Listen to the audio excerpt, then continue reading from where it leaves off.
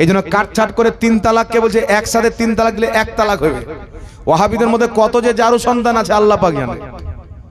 হ্যাঁ, যেই ব্যক্তি এক বৈঠকের 3 তালাককে 1 তালাক বলে বিয়েকে হালাল করে দিল, ওর যত বাচ্চা হবে সব জারু সন্তান হবে, সব হারামজাদা হবে।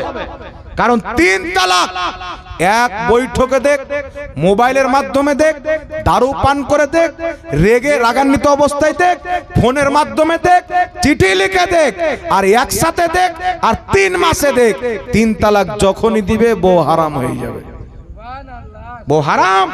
আল্লাহ সূরাতুল বাকারার 230 নম্বর আয়াতে বলছেন, যদি কোনো স্বামী নিজের স্ত্রীকে 3 তালাক দিয়ে দেয়, ওই স্ত্রী তার প্রতি হারাম হয়ে গেল যতক্ষণ পর্যন্ত না দ্বিতীয় স্বামীর সাথে থাকবে। এটা আল্লাহর ফয়সালা, নবীর ফয়সালা। আর কোন হাদিস দিয়ে তালাকে বাত্তা? রাসূলুল্লাহর নিকটে একজন সাহাবী আসলেন, ইয়া রাসূলুল্লাহ, ইয়া হাবিবাল্লাহ, আমি আমার স্ত্রীকে তালাক দিয়ে দিয়েছি। ক তালাক? বলে 3 বার দিয়েছি। তো 3 তালাক ওটা কি ছিল? তালাকে বাত্তা। ইমাম নববী রাহমাতুল্লাহ আলাইহি শারহে মুসলিমের মধ্যে লিখতেছেন, ওটা ছিল তালাকে বাত্তা। নবী বললেন, তোমার 1 তালাকে হয়েছে, যাও, তোমার স্ত্রী তোমার জন্য হালাল আছে। তালাকে বাত্তা কাকে বলে? একজন স্বামী তার স্ত্রীকে বলছেন, তোকে তালাক দিয়ে দিলাম, তারপরে ওটা কি ঝালিয়ে দেওয়ার জন্য, রিপিট করার জন্য বলছে, তোমাকে তালাক দিয়ে দিয়েছি, তোমাকে তালাক দিয়ে দিয়েছি। তো কটা তালাক হলো? একটাই না হলো? যেটা পূর্বে দিয়েছে ওটা কি দুবার ঝালালো? আর যদি বলে তোকে 3 তালাক দিয়ে দিলাম, এটা ওটার মধ্যে তফাৎ হলো কি হলো না? জোরে বলেন। তো তালাকে বাত্তার হাদিসকে নিয়ে বেটা 3 তালাককে হালাল করছে, যে আমরা যেমন হারামজাদা লোককেও হারামজাদা বানাই। এটা আমার ফতোয়া নাই, রাগ করে কোনো লাভ নাই। এদের ফতোয়া হচ্ছে, যদি স্ত্রী নামাজ পড়ে, স্বামী নামাজ পড়ে, বিয়ে ভঙ্গ হয়ে যাবে। স্বামী যদি নামাজ পড়ে, স্ত্রী নামাজ না পড়ে, বিয়ে ভঙ্গ হয়ে যাবে। আর ভঙ্গ বিয়ের পর, বিয়ে তালাক হয়ে যাওয়ার পর যদি বাচ্চা জন্ম নেয়, হালাল জাদা হয় না হারামজাদা? জলঙ্গি গিয়ে দেখেন, এখনো বিমল দাসের বাপ, বিমল দাস নামাজ পড়ে না, দেখেন এখনো নামাজ পড়ে না। তাহলে ওর বিয়েটা ভঙ্গ হয়েছে কি হয়নি? তার বেটা গেলে কি হালাল জাদা হবে না হারামজাদা হবে? আপনারাই বলেন। কত আহলে হাদিস আছে নামাজ পড়ে, এরা সব জারু সন্তান ওদের ফতোয়া অনুযায়ী। এটা তো ভাই আমি দিচ্ছি না, ওদের মৌলবি দিচ্ছে। এই জন্য খবরদার, নামাজকে যেই ব্যক্তি ফরজ মানবে না তার বিয়ে তালাক। কিন্তু নামাজকে ফরজ মানে পড়ে না, মহাপাপী, কিন্তু বউ তালাক হবে না, কাফিরও হবে না। ফরজ না মানলে কাফির, কিন্তু ফরজ যদি মানে, পড়ে না, পাপী গুনহেগার, তার বউ তালাক হবে না, তার ঈমানটাও চলে যাবে না। কথা বুঝতে পেরেছেন? কিন্তু ফরজ যদি না মানে, সে যদি বলে আমি নামাজ পড়তে হবে, এটাকে ফরজই মানি না, তাহলে সেই ব্যক্তি কাফির হয়ে যাবে, তার বউটাও তালাক হয়ে যাবে। কিন্তু এখানে অনেক বেনামাজি লোক আছেন মনে হয় না, সবাই নামাজি আছেন আলহামদুলিল্লাহ। অনেক আছেন নামাজ পড়েন না, কিন্তু নামাজকে ফরজ মানেন কি মানেন না? জোরে বলেন। সবাই জানেন যে আল্লাহ ফরজ করেছেন, নামাজ পড়ি না পাপের কাজ করছে, এটা সবাই জানে। এই জন্য সবাই মুসলমান মরলের জানাজার নামাজ পড়তে হবে। আর খ্রিস্টানের ধর্ম নিয়ে চলে এসে ওই নামাজ পড়ে না মানে কাফির, ওকে মাটি দেওয়া চলবে না, আর বউটাও তালাক। তাই খোঁজ নিয়ে দেখো তোমাদের দলের মধ্যে কত কেউ হারামজাদা প্রমাণ হয়। ওদের কি সবাই নামাজ পড়ে? আর নতুন নতুন আইটেম আপনাদের এদিকেও হতে পারে, অনেক জায়গায় এখন হচ্ছে নতুন নতুন আহলে হাদিস, এদের ফতোয়া শুনে তাহলে ওই নতুন নতুন গুলোকে ধরবে, ধরার পরে বলবেন আহলে হাদিসদের ফতোয়া হলো, স্বামী যদি নামাজ না পড়ে, স্ত্রী পড়ে, বউ তালাক। আর স্ত্রী যদি নামাজ না পড়ে, স্বামী পড়ে, তবুও বিয়ে তালাক। তো তোমার বাপ তো জীবনে কোনো না কোন দিন নামাজ ছেড়েছে, সব আহলে হাদিসের আছে, আজকে নাই, কোন না কোন দিন ছেড়েছে। তাহলে আহলে হাদিসের ফতোয়া অনুযায়ী তোমার মা তালাক হয়ে গেছে, তারপর তুমি জন্ম নিয়েছো, তো তুমি তোমাদের ফতোয়াতে জারু সন্তান হালাল জাদা বলো। তো ওই দলে যাব কেন যে দলের ফতোয়া আমাকে জারু সন্তান বানায়? ওই দলে যাওয়া যাবে? দুনিয়াতে জারু সন্তান বানাচ্ছে আর আখিরাতে জাহান্নামী বানাবে। এই জন্য খবরদার মুসলমান। হযরত ওমর ফারুক, বুখারীতে হাদিস, মুসলিমে হাদিস, আব্দুল্লাহ ইবনে মাসউদ, জ্ঞানী গুণী সাহাবী, মুস্তাহিদ তাবকার সাহাবী। আজ বর্তমানে সমস্ত মৌলবীর জ্ঞানকে যদি একদিকে রাখা হয়, আব্দুল্লাহ ইবনে উমর, আব্দুল্লাহ ইবনে আব্বাসের জ্ঞানকে যদি একদিকে রাখা হয়, 7 সমুদ্র সামনে সারা পৃথিবীর জ্ঞান এক ফোঁটা পানি হবে না মুসলমান। এত বড় জ্ঞানী সাহাবীর সামনে একজন এসে বলছেন, হুজুর আমি আমার স্ত্রীকে একসঙ্গে 3 তালাক দিয়েছি। আব্দুল্লাহ ইবনে মাসউদ বলছেন, তোমার বিবি তালাক হয়ে গেছে, 3 তালাক হয়ে গেছে। হযরত আব্দুল্লাহ ইবনে ওমর বলছে 3 তালাক হয়ে গেছে। আর ওয়াহাবি বলছেন নবীর জামানায়, আবু বকর সিদ্দিকের জামানায়, উমর ফারুকের প্রথম 2 বছর জামানায় 3 তালাকে এক মনে করা হতো। ইমাম নববী বলছেন হাদিসটি যঈফ, হাদিসটি যঈফ। শারহে মুসলিমের মধ্যে বলেছেন এই হাদিসের মধ্যে অপরিচিত বর্ণনাকারী রয়েছেন, তাই হাদিসটি যঈফ। তো সহিহ হাদিসের বিপক্ষে যদি যঈফ হাদিস থাকে তাহলে সহিহ হাদিস মানতে হবে। কথা বুঝতে পেরেছেন? এই জন্য কেউ যদি নিজের স্ত্রীকে 3 তালাক দিয়ে দেয়, স্ত্রী তার প্রতি হারাম হয়ে যাবে। এই জন্য খবরদার, রাগ হয়েছে ঝোঁকে 2 চড় মেরে দিবেন আলাদা ব্যাপার, কিন্তু তালাক শব্দ ব্যবহার করবেন না। কথা বুঝছেন? যখন কোনো ব্যক্তি নিজের স্ত্রীকে 3 তালাক দেয়, আল্লাহ পাকের আরশ পর্যন্ত কাঁপতে আরম্ভ করে। একটা সম্পর্ক বিচ্ছেদ যখন হয়ে যায়, জমিন পর্যন্ত বদদুয়া করে, তার প্রতি আল্লাহর লানাত এবং সমস্ত মাখলুকাতের অভিশাপ তার প্রতি নাজিল হয়। এইজন্য খবরদার, নিজের স্ত্রীকে তালাক দিবেন না। বিয়েকে সহজ করেন, তালাককে কঠিন করেন। সুবহানাল্লাহ বলেন। এই যৌতুক ফৈতুক এই সমস্ত জিনিস আমাদেরকে বন্ধ করতে হবে। বিয়েকে সাধারণ করে দিতে হবে, বিয়েকে সহজ করে দিতে হবে, যেন এই জমিনের মাটিতে কোনো গরিব নিজের মেয়ের বিয়ে দিব বলে চিন্তিত না থাকে। এবার চলে আসেন বিরাদর ইসলাম, কয়েকটি বিষয় নিয়ে আমার দিকে একটু লক্ষ্য করেন। আমার নবী দোয়া করছেন, হযরত আলীর মাকে দাফন করলেন, দাফন করার পর আমার নবী দোয়া করছেন। কি দোয়া করছেন? আমার নবী সাল্লাল্লাহু আলাইহি সাল্লাম দোয়া করছেন, আল্লাহ আমার মায়ের কবরকে প্রশস্ত করো, আমার মায়ের মাগফিরাত করো, বিহাক্কে নবিয়্যিকা ওয়াল আম্বিয়া আল্লাযীনা মিন ক্বাবলি। তোমার নবী আমি মুহাম্মাদের ওসিলায়, পূর্বের সমস্ত নবীর ওসিলায়। তোমার নবী আমি মুহাম্মাদের ওসিলায়, ওয়াল আম্বিয়া আল্লাযীনা মিন ক্বাবলি, পূর্বের সমস্ত নবীর ওসিলায়। এখন আপনারা আমাকে বলেন ভাই, আমার নবী নিজেই সহিহ হাদিস পূর্বের সমস্ত নবীর ওসিলা দিয়ে দোয়া করেছেন। এখন যে ওয়াহাবি বলছে যে কোরআন পাকে 25টি আয়াত আছে ওসিলা হারাম, এর বক্তব্য অনুযায়ী আমার নবী কোরআন বুঝতেন না। এটাই তো প্রমাণ হয়। খবরদার মুসলমান, যেই ব্যক্তি বলবে নবীর ওসিলা চলবে না, খোদার কসম খেয়ে বলি, নবীর ওসিলা ছাড়া কোরআন যে আল্লাহর কিতাব এটা প্রমাণ করতে পারবেন না। নবীর ওসিলা ছাড়া 5 ওয়াক্তের নামাজ ফরজ প্রমাণ করা যাবে না। নবীর ওসিলা ছাড়া 30টি রোজা ফরজ প্রমাণ করা যাবে না। নবীর ওসিলা ছাড়া হজ করা ফরজ প্রমাণ করতে পারবেন না। নবীর ওসিলা ছাড়া এক আল্লাহ আছে প্রমাণ করতে পারবেন না, কারণ সবাই না দেখে আল্লাহকে এক মেনেছেন, মুহাম্মদ রাসূলুল্লাহ নিজের চোখে দেখে এক মেনেছেন।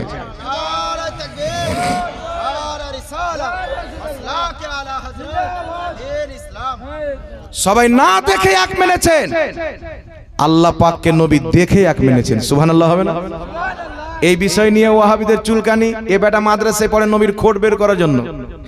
দেখবেন সমাজের মধ্যে কিছু লোক হয়, একজন ইমাম সাহেব, যদি ইমাম সাহেবের সাথে তার না জমে, নামাজ পড়াচ্ছে 5 ওয়াক্তের ঠিক আছে, ডিউটি করছেন ঠিক আছে, উযু ঠিক আছে, তাহারাত ঠিক আছে, পরহেজগারি ঠিক আছে, সব ঠিক আছে, কিন্তু ইমাম সাহেবের সাথে কোনো কথাই মিল হয়নি। তাই বেটা দেখছে ইমাম সাহেবের ভুল কি করে ধরবো। তো বহুত দিন পর পেয়েছেন, গ্রামের লোককে বলছে জানো আজকে কি হলো? কি হলো? বলছে ইমাম সাহেব বাজার থেকে আসছে, দেখলাম ওর লুঙ্গি হাঁটুর নিচে ছিল।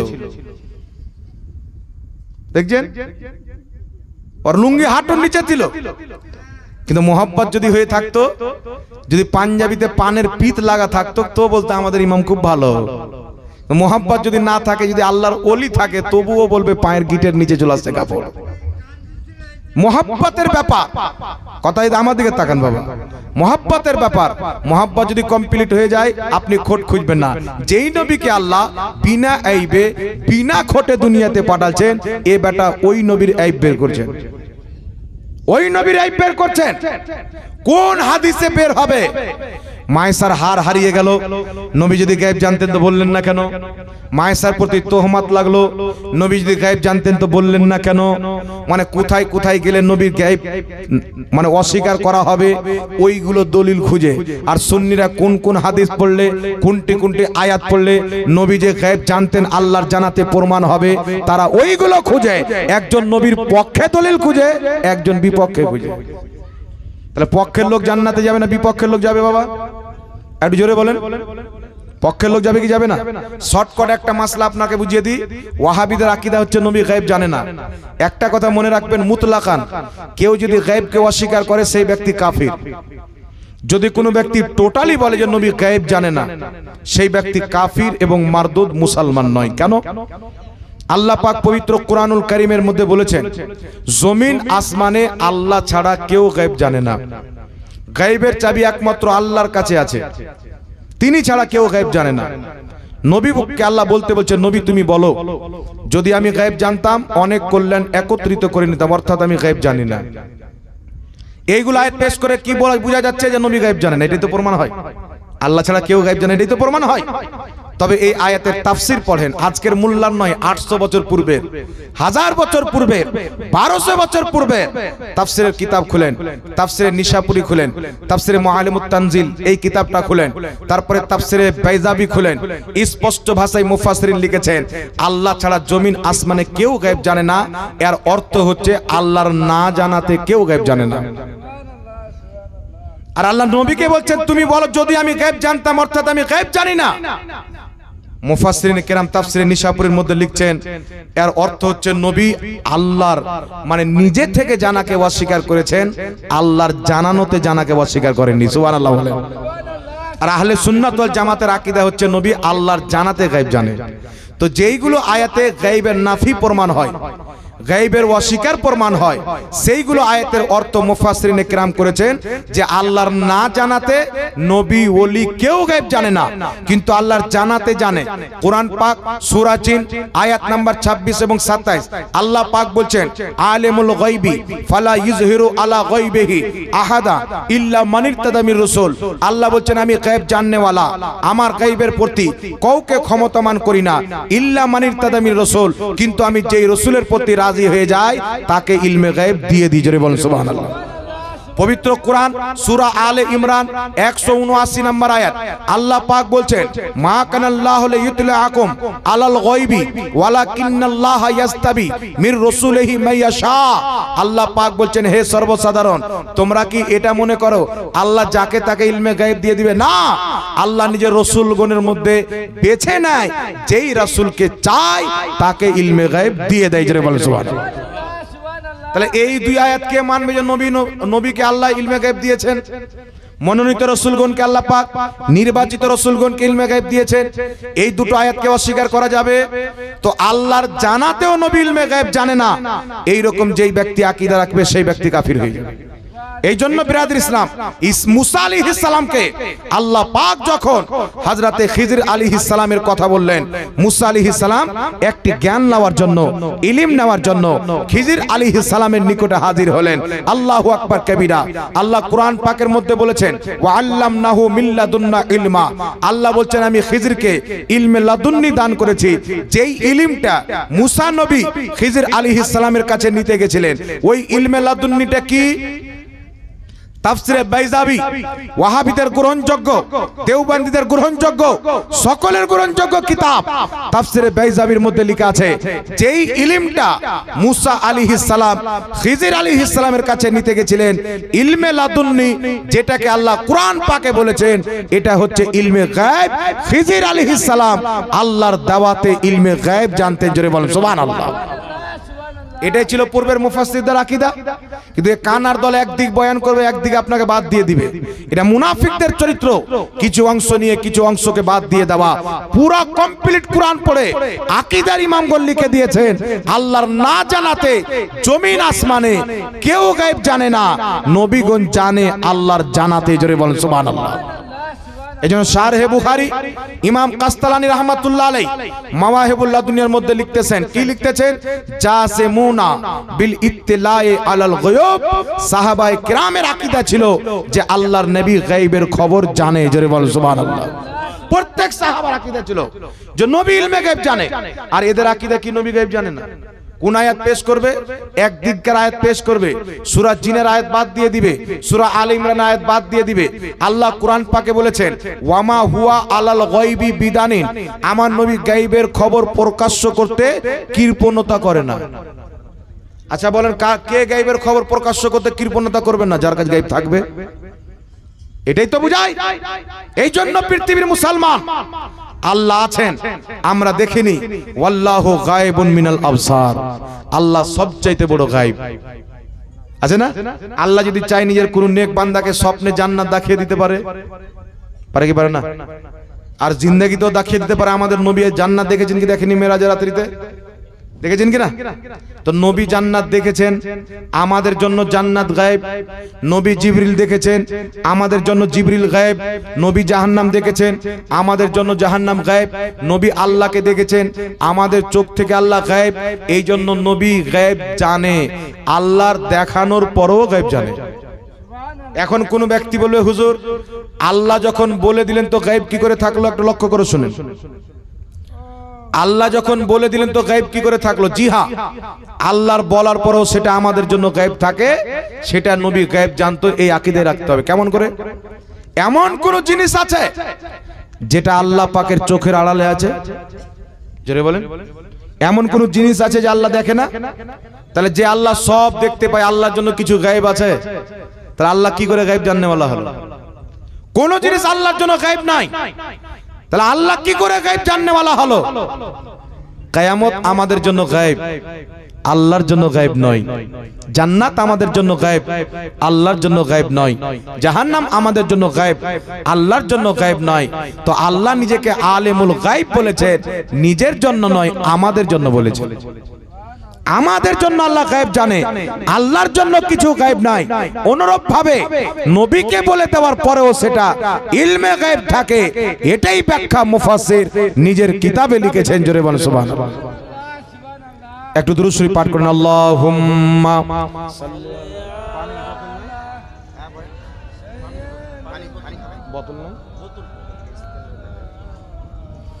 ওয়ালা আলে সাইয়্যিদিনা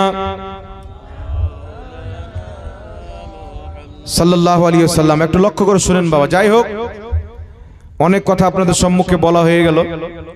আপনাদেরকে বলার উদ্দেশ্য আমার একটাই হচ্ছে, মুসলমানদের ঈমানকে চুরি করার জন্য অনেক রকম ফিরকা দুনিয়াতে বেরিয়েছেন। কাদিয়ানি বলেন, আহলে হাদিস বলেন, দেওবন্দি বলেন, এ সমস্ত ফিরকার অস্তিত্ব হচ্ছে ইংরেজদের জামানায়। ইংরেজ আমেরিকা বার্তানিয়া মুসলমানকে ভাগ করার জন্য বানিয়েছেন। দাড়ি টুপি দেখলি তার কাছ থেকে ধর্ম নেওয়া যাবে না।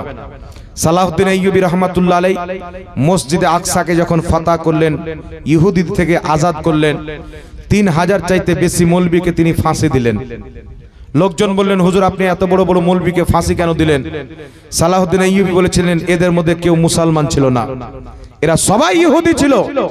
কোরআন হাদিস পড়ে মৌলবী সেজে মুসলমানদের মধ্যে ফিরকা তৈরি করত, দ্বন্দ্ব তৈরি করত। আমি এদেরকে ফাঁসি দিয়ে দিলাম, মুসলমানকে ফিতনা থেকে বাঁচিয়ে নিলাম। এই জন্য বাংলাদেশের 20 বছর 17 বছর ইমামতি করার পর ধরা পড়ছে লোকটা মুসলমান নয়, খ্রিস্টান। পাকিস্তানে 40 বছর ইমামতি করার পর লোকটা ধরা পড়ছে ইহুদি, মুসলমান নয়। এই রকম কত ইহুদি ইউটিউবের মধ্যে, ফেসবুকের মধ্যে আপনার আহলে সুন্নাত ওয়াল জামাতের বিপক্ষে লাগাছে। তারা বলছে আমরা কালেমার দাওয়াত দিই, তারা বলছে আমরা দ্বীনের দাওয়াত দিই। তো দ্বীনের দাওয়াত দেওয়ার জন্য মুসলমানের কাছে কেন আছিস? অমুসলিমের কাছে যা। দ্বীনের দাওয়াতের জন্য, দ্বীনের দাওয়াত কারা দিবে? যারা নবী পাকের আকীদা প্রচার করবে তারা না। তো নবী ওসিলা নিয়ে দোয়া করছেন আর তুই বলছিস ওসিলা হারাম। কোরআন পাকে 25টি আয়াত আছে, জাকির নায়েক বলেছেন, দেখান একটা আয়াত।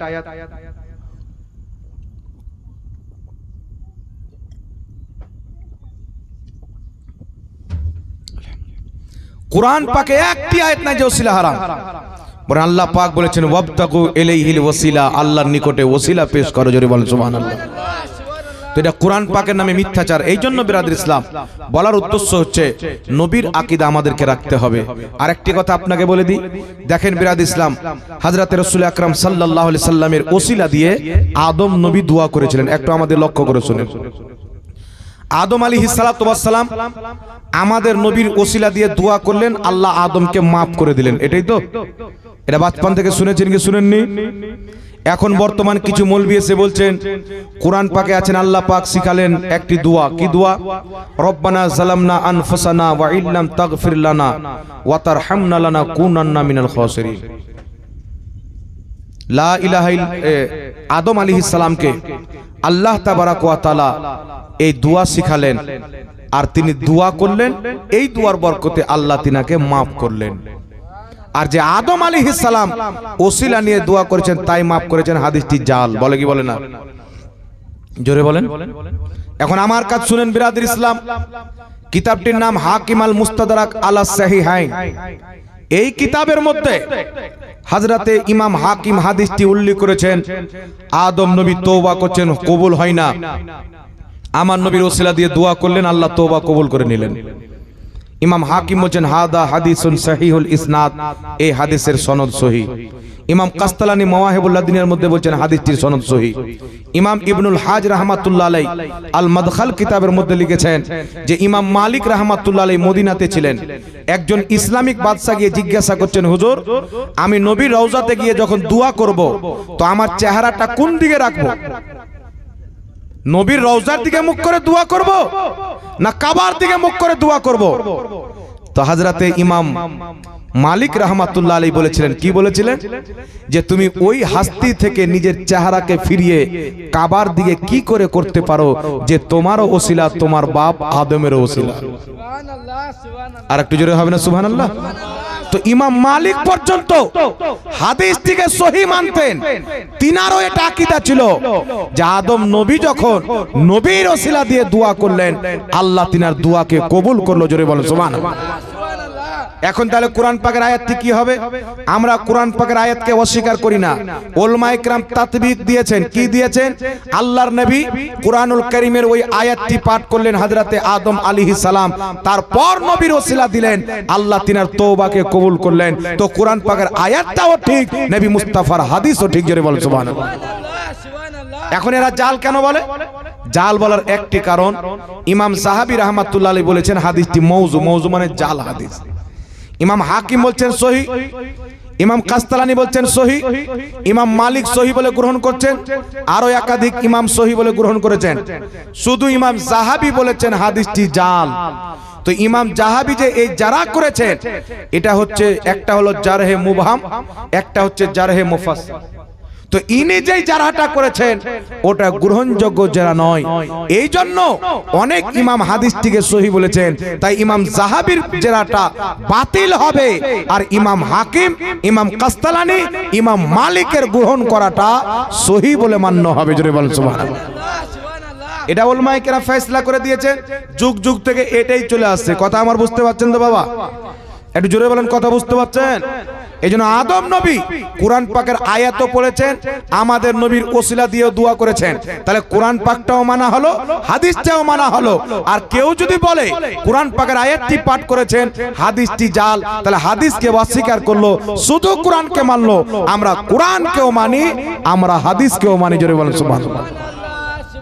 আর হাদিসকে অস্বীকার যদি করে তো আহলে হাদিস হবে না চিটার হবে? জোরে বলেন, আহলে হাদিস হবে না চিটার হবে? আজ সারা পশ্চিমবঙ্গের মাটিতে আলহামদুলিল্লাহ আমাদের রাজমহলের মাটিতে নাই। আমাদের রাজমহলে কোনো ব্যক্তি যদি বিনা দোয়া করে পালিয়ে যায়, আর কোন কোম্পানির হসপিটালে পোস্টমর্টম হবে রাজমহলের লোকে বলতে পারবে না, ওকে খুঁজেই পাবে না। এমন পিটান পিটবে আর হাড্ডি গুড্ডি কিছুই খুঁজে পাওয়া যাবে না। যদি মসজিদে বলে দেয় বা কোথাও বলে দেয় যে ফরজ নামাজ পর দোয়া করলে জাহান্নামে যেতে হবে, তাহলে দুনিয়াতে জাহান্নাম কাকে বলে লোক ওকে দেখিয়ে দিবে। আর একটি কথা স্পষ্টভাবে শুনেলেন, ফরজ নামাজের পর যেইগুলো আহলে হাদিস বলে, ওয়াহাবি বলে যে ফরজ নামাজের পর হাত তুলে দোয়া করা বিদাত, আমি চ্যালেঞ্জ করলাম, মা কা দুধ পিয়া है तो मेरे सामने बैठो, হিম্মত যদি থাকে তো আমার সামনে বসো। যদি ফরজ নামাজের পর হাত তুলে দোয়া করাকে বিদাত কোন আহলে হাদিস প্রমাণ করতে আসে, নবীর মেম্বারে আল্লাহর কসম খেয়ে বলি ওদের 7 নাসলকে যদি আমি বিদাতি প্রমাণ না করতে পারি, বাংলার মাটিতে নিজের চেহারা দেখাবো না মুসলমান। ওদের গোটা জামাতকে বিদাতি প্রমাণ করো। কারণ উঠান কিতাব আহলে হাদিসের মুহাদ্দিস আব্দুর রহমান মুবারকপুরি নিজের কিতাব তোহফাতুল আহওয়াজি দ্বিতীয় খণ্ডের 277, 71, 72 পৃষ্ঠা পড়েন। 4টি হাদিস নিয়েছেন। আল্লাহর নবী আলাইহিস সালাতু ওয়াস সালাম ফরজ নামাজে সালাম ফিরানোর পর রাফা ইয়াদাইহি নিজের দুইখানা হাতকে উত্তোলন করতেন, ওয়া দাআ, তারপর আল্লাহর নবী দোয়া করতেন। জোরে বলেন সুবহানাল্লাহ। চারটা হাদিস উল্লেখ করেছেন। আল্লাহ নবী ফরজ নামাজের পর হাত তুলে দোয়া করেছেন। তারপরে আরেকটি হাদিস শুনেন, কিতাবটির নাম তারিখে তাবারি। এই কিতাবের মধ্যে হাদিসটি উল্লেখ রয়েছে। আহলে হাদিসদের সবচাইতে বড় ইমাম ইবনে তাইমিয়ার ছাত্র ইমাম ইবনে কাসির নিজের কিতাব আল বিদায়া ওয়ান নিহায়ার মধ্যে হাদিসটি উল্লেখ করেছেন। নবী পাকের সাহাবী হযরতে আলা বিন হাজরামি রাদিয়াল্লাহু তাআলা আনহু ফজরের ফরজ নামাজে সালাম ফিরানোর পর নিজের ঘুটনার উপরে ভর দিয়ে বসে রাফা ইয়াদাইহি নিজের দুইখানা হাতকে উত্তোলন করলেন। তিনার পিছনে শত শত সাহাবী মুক্তাদি হয়ে নামাজ পড়েছিলেন। যখন আলা বিন হাজরামি সালাম ফিরানোর পর দুইখানা হাতকে উত্তোলন করলেন, সমস্ত সাহাবী নিজের হাতকে উত্তোলন করলেন। সবাই মিলে ফজরের ফরজ নামাজের পর সবাই মিলে হাত তুলে ইমাম দোয়া করেছেন। প্রত্যেক সাহাবী মুক্তাদি সেজে আমিন বলেছেন। জোরে বলেন সুবহানাল্লাহ। তো যে কাজ সাহাবা করেছিল ওটা বিদআত। নবী বলেছেন মা আনা আলাইহি ওয়া আসহাবি, 73 ফিরকার মধ্যে ওই দলটি জান্নাতে যাবে যে আমার সাহাবীর তরিকাতে চলে। জোরে বলেন সুবহানাল্লাহ। এখন আপনাকে বলবে যে হুজুর হাদিস বলে যায়নি, হাদিসটা জয়ীফ। কালকে আপনাকে বলবে জয়ীফ হাদিস বলে গেছেন। তবে শুনেন, আহলে হাদিসদের গুরু নাজির হোসেন দেহলভি ফাতাওয়া নাজিরিয়ার মধ্যে লিখেছেন, হাদিস अगर ज़ईफ हो फिर भी जवाज और इस्तेहबाब के लिए काफी है। হাদিসের সনদ যদি দুর্বল হয় কোন আমলের বৈধ এবং উত্তম অর্থাৎ মুস্তাহাব হওয়ার জন্য যথেষ্ট আছেন। ইমাম ইবনে হাজার মক্কি নিজের কিতাব ফাতাওয়া হাদিসের মধ্যে লিখেছেন, হাদিসের সনদ যদি মুনকার হয়, হাদিসের সনদ যদি জয়ীফ হয়, হাদিসের সনদ যদি মুদাল হয়, হাদিসের সনদ যদি মুরসাল হয়, যতক্ষণ পর্যন্ত হাদিসটি জাল হবে না, যতই দুর্বল হোক, ওই হাদিসের প্রতি আমল করা মুস্তাহাব সওয়াবের কাজ। জোরে বল সুবহানাল্লাহ। ইমাম নববী রাহমাতুল্লাহ আলাইহি নিজের কিতাব আল আজকার, মিশর থেকে ছাপ, বাইরুত থেকে ছাপ, সৌদি আরব থেকে ছাপ, সেই কিতাবের মধ্যে বলছেন জয়ীফ হাদিসের প্রতি আমল করা মুস্তাহাব। এই বিষয়ে সমস্ত মুহাদ্দিস একমত। জোরে বলতে হবে সুবহানাল্লাহ। তারপর চলে আসেন আহলে হাদিসদের কিতাব ফাতাওয়া আহলে হাদিসের মধ্যে লিখেছে, জয়ীফ হাদিস पर अमल करना दुरुस्त है, দুর্বল হাদিসে আমল করা সঠিক। আহলে হাদিসদের ইমাম ওবাইদুল্লাহ মুবারকপুরি নিজের কিতাব মিরআতের মধ্যে লিখেছেন, জয়ীফ হাদিসে আমল করা জায়েজ আছে। ইমাম মুল্লা আলী কারি নিজের কিতাব মিরকাতের মধ্যে লিখেছেন, জয়ীফ হাদিসে আমল করা জায়েজ আছে। জগৎ বিখ্যাত ইমাম ইবনুল হুমাম ফাতহুল কাদিরের মধ্যে লিখেছেন, জয়ীফ হাদিসে আমল করা জায়েজ আছে। ইমাম সাখাবী মাকাসিদুল হাসানার মধ্যে লিখেছেন, জয়ীফ হাদিসে আমল করা জায়েজ আছে। ইমাম মুল্লা আলী কারি আসরারুল মারফুয়া কিতাবের মধ্যে লিখেছেন, জয়ীফ হাদিসে আমল করা জায়েজ আছে। তারপরে ইমাম আজলুনি কাশফুল খাফার মধ্যে লিখেছেন, জয়ীফ হাদিসে আমল করা জায়েজ আছে। বরং সমস্ত মুহাদ্দিস এই বিষয়ে একমত, হাদিস যদি জয়ীফ হয় আমলের জন্য ওটাই যথেষ্ট। জোরে বল সুবহানাল্লাহ সুবহানাল্লাহ। তাহলে কালকে যদি জয়ীফ বলে, ও বেটাকে বলবেন করা যাবে, জয়ীফ আছে তো, ওর সাথে আপনি তো পারবেন না যে সহি, আপনি তো প্রমাণ করতে পারবেন না, ওটা তো আমাদের দায়িত্ব। আপনি বলবেন দুর্বল হলো তা আমাদের কাছে আছে, তুই তো ন্যাংটা দাঁড়িয়ে আছিস, করা যাবে না, তোর কাছে জাল হাদিসও নাই। কথা বুঝতে পারছেন?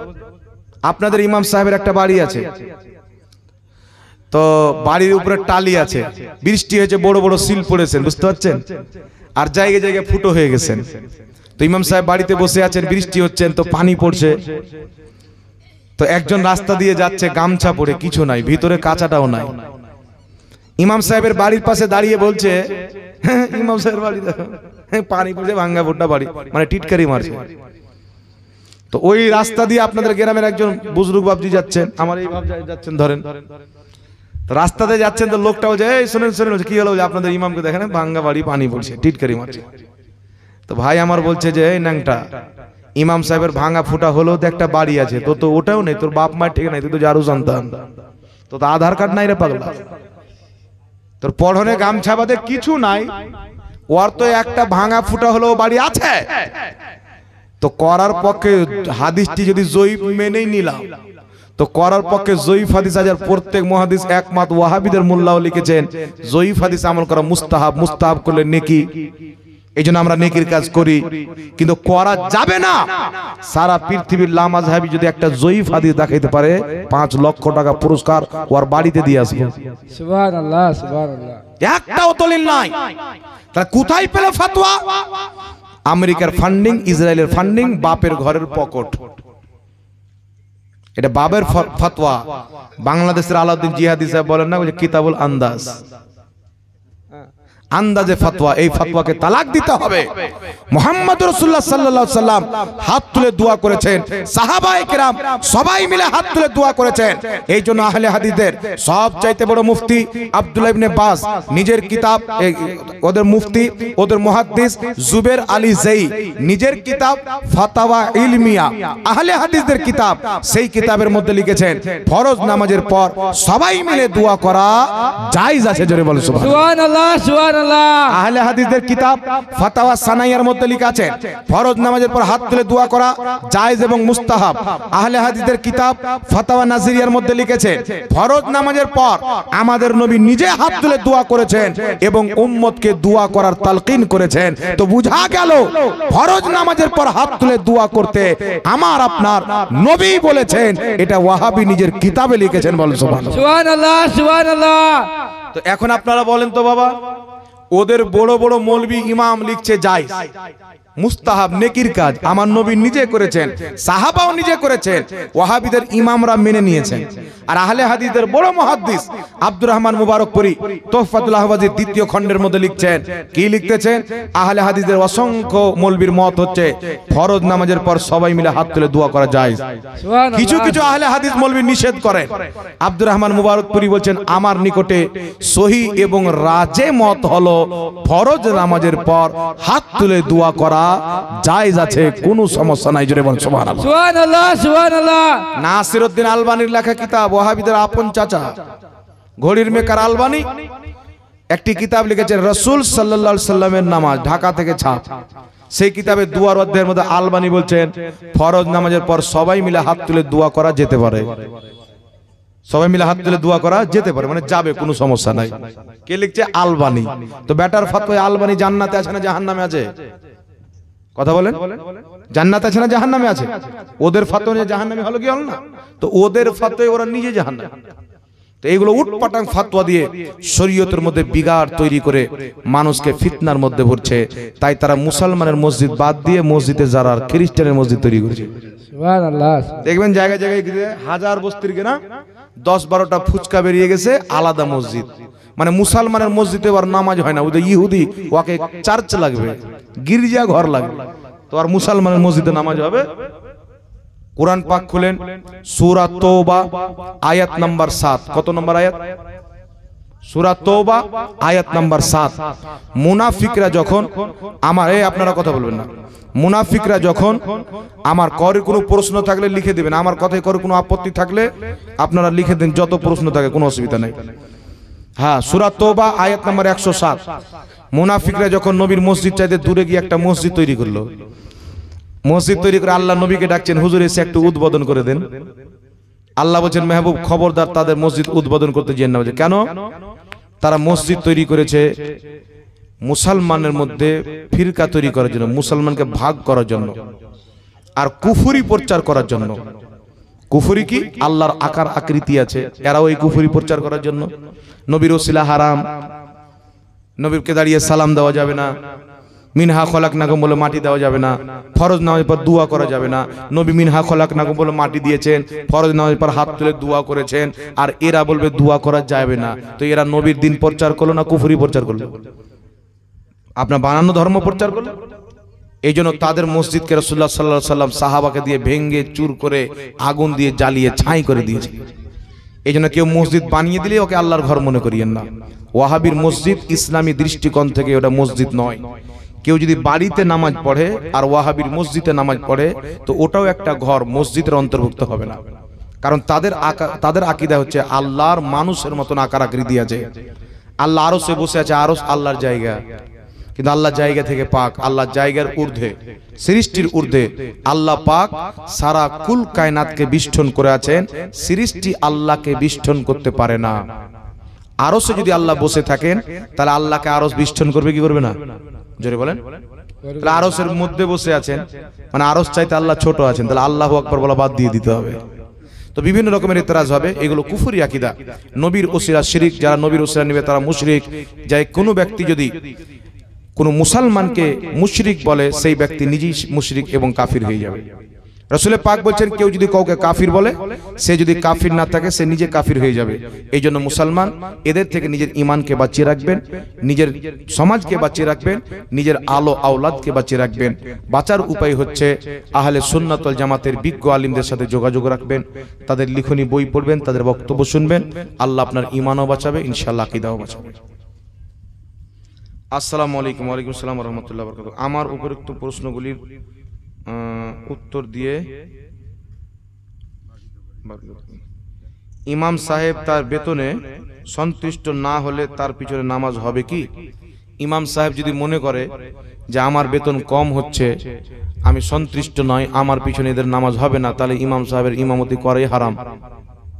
বুঝতে পারলেন? আমি ইমাম সাহেব, আমি যদি জানি যে আমার পিছনে নামাজ হবে না, তাহলে আবার ইমামতি করা আমার জন্য জায়েজ হবে? তাহলে ভারটা আমার উপরে না পড়বে, সব তো আমাকে ইক্তেদাই তো বেহাজার ইমাম বলছে, তার বেতনের সাথে কোনো সম্পর্ক নাই।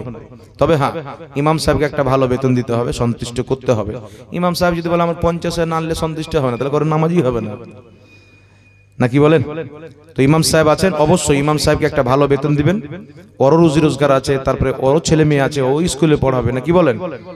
ওরও জিন্দেগি আছে। এখন তো 10,000 টাকার বেতনে চলে না বাবা, পান খেয়ে মানুষ তুপ ফেলে দেয় 10,000 টাকার। এই জন্য ইমামকে একটা ভালো বেতন দেওয়া প্রত্যেকটা গ্রামবাসীর দায়িত্ব। যদি ইমামের বেতন থাকে, সবাই আঙুল তুলে কথা বলতে পারবেন, সবাই প্রতিবাদ করবেন যে না, ইমাম সাহেবকে একটা ভালো বেতন দেন। আমাদের নবীকে কিছু দেওবন্দি মাটির তৈরি বলেছেন, এই বিষয়ে সঠিক মতামত কি? দেওবন্দীদের সবচেয়ে বড় মৌলবি আশরাফ আলী থানভী নিজের কিতাব নসরুত তিব দারুল উলুম দেওবন্দের ছাপ 11 পৃষ্ঠার মধ্যে লিখেছেন, আল্লাহ সর্বপ্রথম জমিন আসমান মাটি ফাটি কিছুই ছিল না, নিজের নূরের ফেজে নবীর নূর তৈরি করেছেন। সুবহানাল্লাহ, সুবহানাল্লাহ। তো ওদের বাপ ঠিক না ওরা ঠিক, ওটা ওরা বলবে, আমরা কি বলবো, নাকি বলেন? তারপরে লিখেছেন, মহরমের দিনে খিচুড়ি রান্না করে বিলনি করা যাবে কি না? তারপরে কি আছে, এটা কি আছে? যদিও আমরা এটিকে দুঃখের দিন বলে মনে করি। দেখেন বিরাদর ইসলাম, মহরমের 10 তারিখ শুধু দুঃখের নয়, খুশিরও দিন আছে। মুসা নবীকে আল্লাহ নাজাত দান করেছিলেন সমুদ্রের মাঝে রাস্তা দিয়ে, খুশি নয়? ইমাম হোসেন শহীদ হয়েছিলেন, দুঃখ নয়? নূহ নবীর কাস্তি তুর পাহাড়ে লেগেছিলেন, খুশির খবর। তো খুশি আছে, দুঃখ আছে। তবে খিচুড়ি যেটা রান্না হয় মানুষজন, দেখেন নবী পাক বলেছেন, তুমি যেটা রান্না করে নিজের ফ্যামিলি সহ খাবেন, ওটাও তোমার জন্য সাদকা। আপনারা 3 বাপ বাটা আছেন, 3 বাপ বাটা কিছু রান্না করে খেয়ে নিলেন, তারপরে দোয়া করেন, আল্লাহ আমরা যে খাবারটা খেয়েছি এর সওয়াব আমার বাপের কবরে দিয়ে দাও, এটাও ইসালে সওয়াব করা যাবে। আপনি যেটা নিজে ছেলে মেয়েকে নিয়ে খাবেন, ওটাও সাদকা, নবীর হাদিস। এই জন্য খিচুড়ি করা হয় যে ইমামে হুসেনকে স্মরণ হবে, মানুষ জানবে, বাচ্চা বাচ্চা জানবে যে এই দিনে ইমামে হুসেন শহীদ হয়েছিলেন। আহলে বাইতের জিকিরের মাহফিল করাও যায় এবং মানুষের আহারের ব্যবস্থা করা হচ্ছে উত্তম কাজ। বুখারী শরীফ প্রথম খণ্ড হাদিস নাম্বার 12, রাসূল পাক বলেন, ইসলামের উত্তম আমল হলো তুতিমুত তাআম ওয়া তাকরাউস সালাম, তোমরা মানুষকে সালাম করো এবং খাওয়া দাওয়া করাও। সুবহানাল্লাহ বলেন।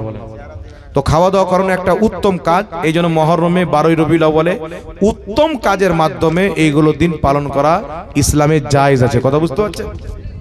আর কোন ওয়াহাবি যে বলে যে খিচুড়ি খাওয়া যাবে না, হালুয়া রুটি খাওয়া যাবে না, তো ওয়াহাবিদের কিতাব হাদিয়াতুল মাহাদি, নুজুলুল আবরার, এইগুলো কিতাবের মধ্যে লেখা আছে যেগুলো পশু পাখির মাংস খাওয়া হালাল, তার পেশাব পাখানাও হালাল।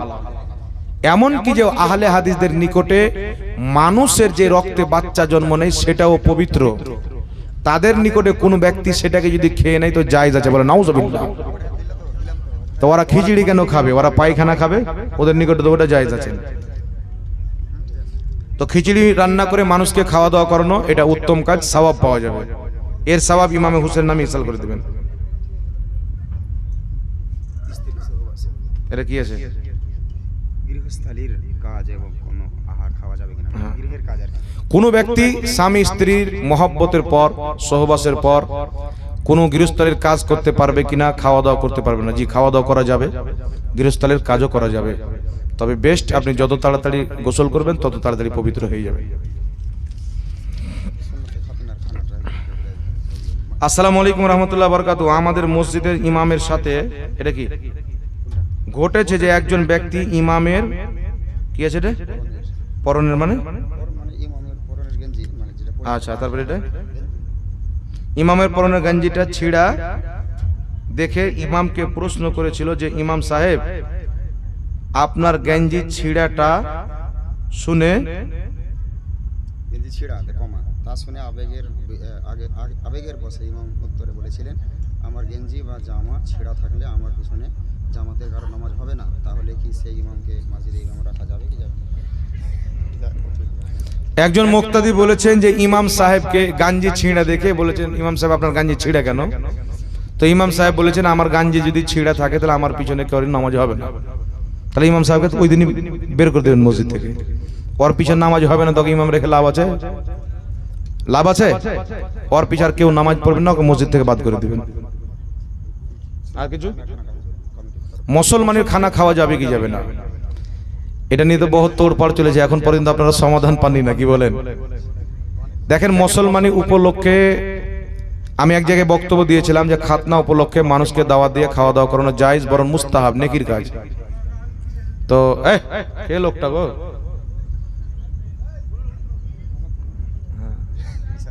প্রধান হুজুর নাকি? ঠিক আছে, শুনেন শুনেন। তো বর্ধমানের দিকে পোল্ট্রি মুরগি সাইজের বক্তা বেরিয়েছে, দেখেছেন? আর কলকাতার দিকে একটা ভেড়া বেরিয়েছে।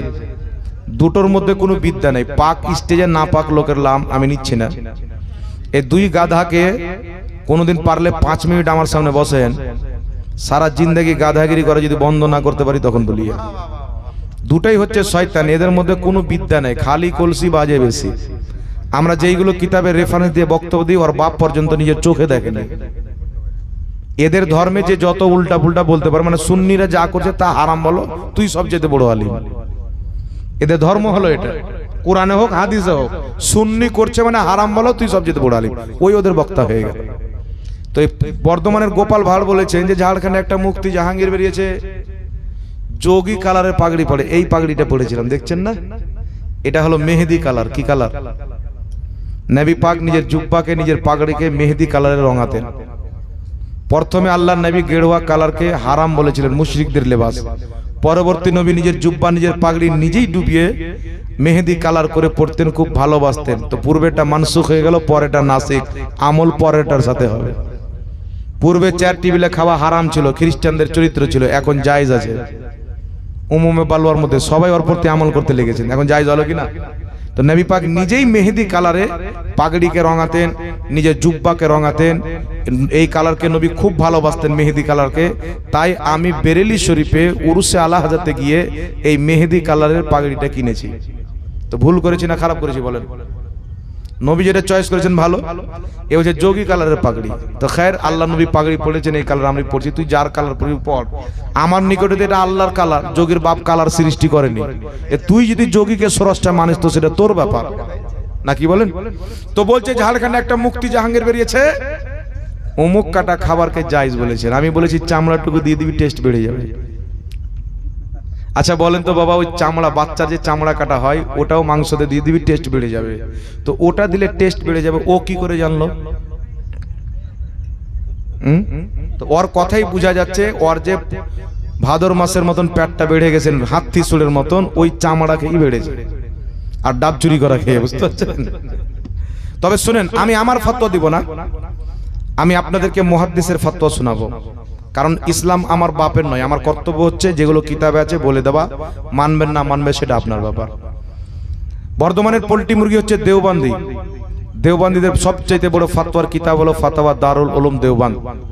18 খণ্ডে, যদি কেউ ভুল প্রমাণ করতে পারে যে ওই কিতাবের মধ্যে নাই, যেটা চোরের শাস্তি, সেটা আমার শাস্তি। ফাতাওয়া দারুল উলুম দেওবন্দ 18 খণ্ডের মধ্যে লেখা আছে, খাতনা উপলক্ষে মানুষকে দাওয়াত দিয়ে খাওয়া দাওয়া করানো জায়েজ। আর কেউ যদি নেওতা নিয়ে আসে, তোহফা নিয়ে আসে, ওটা নেওয়াও জায়েজ।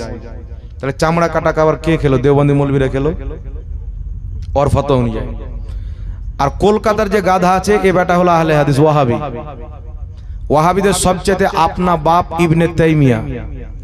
ইবনে তাইমিয়া নিজের কিতাব মাজমুউল ফাতাওয়ার মধ্যে লিখেছে খাতনা উপলক্ষে মানুষকে দাওয়াত দিয়ে খাওয়া দাওয়া করানো জায়েজ আছে, বলেন সুবহানাল্লাহ। আর ও বেটা বলছে হারাম।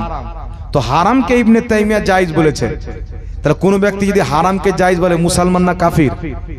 শরীয়তের ই হচ্ছে হারামকে কেউ যদি হালাল বলে সেই ব্যক্তি কাফির হয়ে যাবে, হালালকে কেউ যদি হারাম বলে সেই ব্যক্তি কাফির হয়ে যাবে। তো ইবনে তাইমিয়া খাতনা উপলক্ষে খাওয়া দাওয়া করাকে জায়েজ বলেছেন, আর ও বেটা বলছে হারাম। তো ওর ফতোয়া অনুযায়ী ইবনে তাইমিয়া মুসলমান না কাফির? ওর ফতোয়া অনুযায়ী কাফির প্রমাণ হলো কি হল না?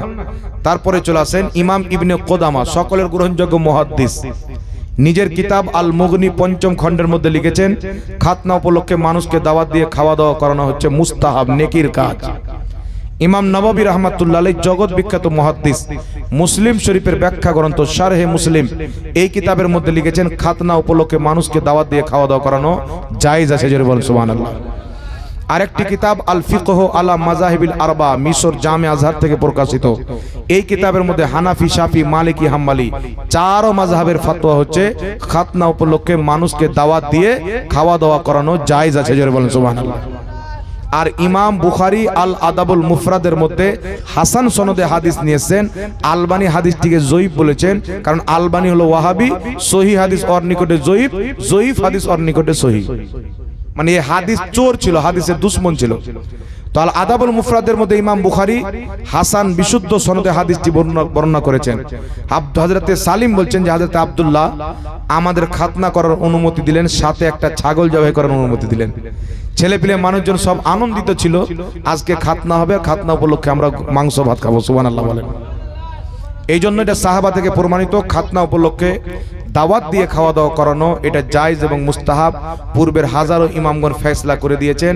আজকের যেই মৌলবীগুলো বলছেন না জায়েজ, মাত্র 5 মিনিটে ডাইরেক্ট হোক বা ফোনের মাধ্যমে হোক, কেউ যদি পারেন তো বসিয়ে দিয়েন, আমার খুব ইচ্ছা আছে, দেখিয়ে দেবো যে কোন জায়গাতে লিখা আছে, ওর চোখে আঙুল ভরে দেখিয়ে দেবো। কিন্তু খাতনা উপলক্ষে দাওয়াত দেওয়া হারাম বা নাজায়েজ বা যাবে না, এইরকম পৃথিবীর কোনো কিতাবে কোনো ফতোয়া দেখাতে পারবে না। কথা বুঝতে পারছেন?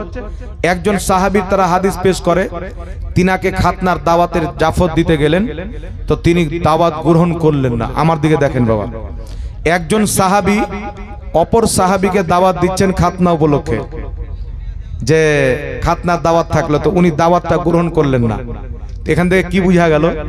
একজন সাহাবী খাতনা উপলক্ষে দাওয়াত দিতে গেছেন, মানে ইনার নিকটে খাতনা উপলক্ষে খাওয়া দাওয়া দাওয়াত কি ছিল? জায়েজ ছিল, তাই তো দাওয়াত দিতে গেছেন, কিন্তু উনি দাওয়াতটা গ্রহণ করলেন না। তো কোনো ব্যক্তির দাওয়াত কবুল না করার অনেক কারণ হতে পারে, এই জন্য নাজায়েজ হবে না। কথা বুঝতে পেরেছেন? দ্বিতীয় কথা হচ্ছে এই হাদিসটা হচ্ছে মুস্তারিব, জয়ীফ, এই হাদিসটা সহিহ নয়। এই জন্য চারো মাযহাব, ইমাম নববী, ওয়াহাবিদের কিতাব, দেওবন্দীদের কিতাব, সবারই কিতাবে লেখা আছে খাতনা উপলক্ষে আল্লাহর শুকরিয়া আদায় করার জন্য মানুষকে দাওয়াত দিয়ে খাওয়া দাওয়া করানো জায়েজ এবং মুস্তাহাব। যারা করবে তারা সওয়াব পাবে, জোরে বলেন সুবহানাল্লাহ।